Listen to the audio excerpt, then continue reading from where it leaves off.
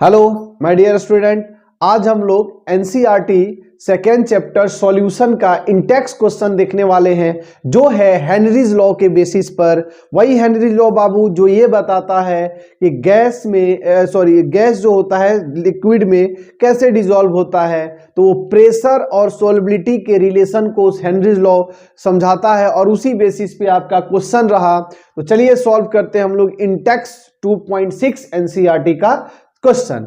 ये रहा आपका चैनल केमिकल नगरी। क्वेश्चन जो है बाबू, H2S toxic gas with rotten egg like smell is used for the qualitative analysis if the solubility of H2 in water at STP is 0.195। ये small M है बाबू, ध्यान रखिएगा, ये बहुत ही इंपॉर्टेंट पार्ट है इस न्यूमेरिकल का। Calculate the Henry's law constant. तो चलो क्वेश्चन को आसान शब्दों में हम बताते हैं बाबू। क्या दिया है, कह रहा है बाबू एक एग है, मतलब अंडा है जिसका जो स्मेल है ना, मतलब सड़े अंडा जैसा स्मेल है, ठीक है ना। H2S toxic gas with rotten egg like, मतलब जैसे H2S को जो एक टॉक्सिक गैस है, मतलब जहरीला गैस है जिसके अंदर कैसा है, एक सड़ा हुआ अंडा जैसा स्मेल है, ठीक है ना। ये किसके लिए यूज होता है बाबू? Qualitative analysis for the solubility of H2S in water. ये यूज करते हैं हम लोग उसके वाटर के अंदर सॉल्युबिलिटी के लिए यूज करते हैं, जिसकी सॉल्युबिलिटी दिया हुआ है 0.195 स्मॉल एम दिया हुआ है। तो कह रहा है उसी का कि हेनरी कांस्टेंट कैलकुलेट करें। तो चलो स्टार्ट करते हैं बाबू। क्या कैलकुलेट करना है उसको हम लोग पहले लिख लेते हैं। चलो यही से स्टार्ट करते हैं हम लोग। तो यहाँ पे कैलकुलेट करना, देखो क्या क्या रहा है बाबू, थोड़ा सा इसको हम प्रैक्टिकल व्यूअर आपको दें कि आसानी से चीजें समझ में आ जाए। कह रहा है बाबू, ये मान लीजिए वाटर है, ठीक है, ये वाटर है। इसमें क्या है कि H2S गैस, कौन सा बाबू? H2S गैस इसके अंदर डिजोल्व है और इसकी जो सॉल्युबिलिटी दे रहा है वो दे रहा है 0.195 स्मॉल एम। यहाँ ध्यान देने वाली बात बाबू, अगर स्मॉल एम है तो इसका मतलब इसकी मोलालिटी दे रहा है, सही है कि नहीं है। स्मॉल एम है तो कितना है 0.195 और मोलालिटी दे रहा है 0.195 सॉल्युबिलिटी। इसका क्या मतलब हुआ? इसका मतलब हुआ 0.195 मोल ऑफ सॉल्यूट कौन सा है? H2S डिजोल्व इन कितना बाबू? 100 ग्राम ऑफ वाटर। यहां दे रहा बाबू इन वाटर, यहां पे इन वाटर, ठीक है ना। तो ऑफ वाटर, क्लियर है। मतलब अगर इन शब्दों से ये वाला जो स्टेटमेंट है इससे निकालें तो हमको निकल के क्या आएगा? मोल ऑफ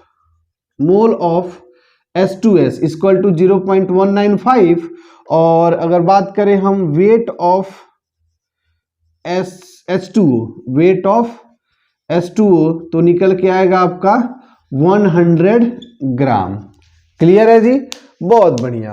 अब H2O इसका मोल निकल गया तो इसका भी जरा मोल निकालें, आगे देखेंगे, यूज करना ही पड़ेगा। तो यहीं पे लिख लेते हैं कि मोलर मास ऑफ H2O तो होता है बाबू कितना, इसका 18 होता है।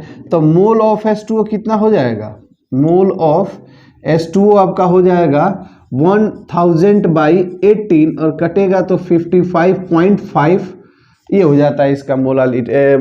चलो ठीक है, ये हमने एक से बाबू, अब देखो दे क्या रहा था, सिर्फ इतना दिया हुआ। अब हमने क्या क्या पता कर लिया? हमने सॉल्वेंट का वेट पता कर लिया, हमने सॉल्यूट का मोल पता कर लिया सिर्फ एक स्टेटमेंट से। और वो स्टेटमेंट कौन था? ये स्मॉल एम, बहुत ही इंपॉर्टेंट पार्ट है स्मॉल एम बाबू, ठीक है। कह रहा है कि H2S इसके अंदर घुला हुआ है, इसकी सॉल्युबिलिटी इतना दिया हुआ है। कह रहा है कि बताइए इसमें KH का वैल्यू क्या होगा। क्या कह रहा है बाबू? वैल्यू ऑफ KH, ठीक है। तो चलो सॉल्व करते हैं बाबू। यहां पे आपको आस्किंग क्या है कि KH इक्वल टू वाट। तो ये जरा बताइए KH का फॉर्मूला क्या होता है? तो KH का रिलेटिव फॉर्मूला जो होता है P डैश गैस, सही है, बराबर KH और X गैस। तो गैस यहाँ पे क्या है? H2S है। यहाँ KH कैलकुलेट करेंगे बाबू तो KH बराबर आपका कितना हो जाएगा? P dash gas by X gas. P dash gas यहाँ पे अगर देखेंगे ध्यान से तो यहाँ पे STP दे रहा है बाबू, और STP का मतलब होता है, अगर हम यहाँ लिख लें STP का मतलब होता है, STP का मतलब होता है प्रेशर 1 बार, या इसको 0.98 भी कहा जाता है। तो 0.18 को अपन आराम से 1 बार ही ले लेते हैं, ये ज्यादा आसान रहेगा। चलो 1 बार हमने इसका ले लिया प्रेशर, कोई दिक्कत नहीं। अब बढ़ते हैं थोड़े थोड़े कदमों, धीरे धीरे कदमों के साथ हम लोग आगे, और यहां से स्टार्ट करते हैं बाबू चीजों को सॉल्व करना। तो आप जरा सोचो, ये हमको पता है, ये हमको कैलकुलेट करना है, तो सिर्फ यही ना हमको चाहिए जी, सिंपल। अगर ये हमको मिल जाए तो फिर इसका वैल्यू रखेंगे कि एस निकल के चला आएगा सामने। तो चलो करते हैं फिर, बहुत आसान से हम लोग इसको, बहुत आसानी क्वेश्चन है।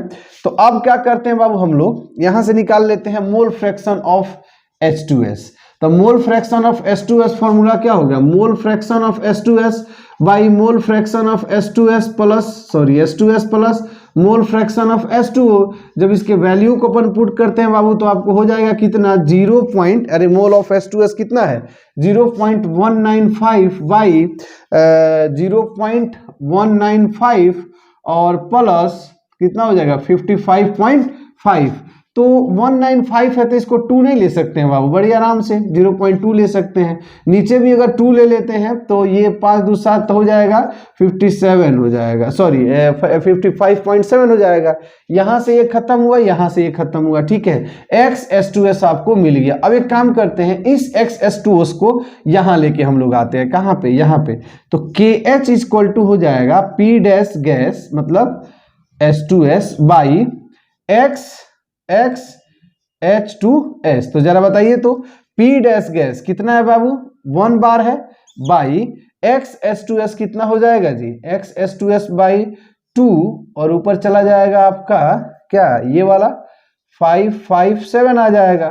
तो इसको डिवाइड, ये काटोगे तो कितना हो जाएगा, हमको लग रहा है 2 दूना 4 और 2 दूना 4 1, 8 दूना 16 और 8 दूना 16, तो 15 1 हुआ 17, तो 8 दूना 16। आई थिंक चलो थोड़ा सा सही से इसको काट लेते हैं ना, 7 करके ही ना है, तो 2 से काटेंगे हम लोग, तो 2 दूनी 4 खत्म हो गया, 1 सॉरी 1 बचा, फिर 5 7 दूनी 14, अच्छा 2 7 सॉरी 2 7 1 7, तो 8 दूनी 16, तो आई थिंक 278। तो वही 278 है बाबू, करीबन 78 है ना, तो समझ जाइए कि 78 मतलब आप 70 और 90 के बीच आपका आंसर आएगा, मतलब 270। कारण है क्योंकि हमने थोड़ा सा ले दे के कैलकुलेशन किया है, ठीक है ना। तो इस तरह से आपका आंसर आपका कितना, KH का वैल्यू आ गया आपका कितना बाबू 0.78 बार आ गया।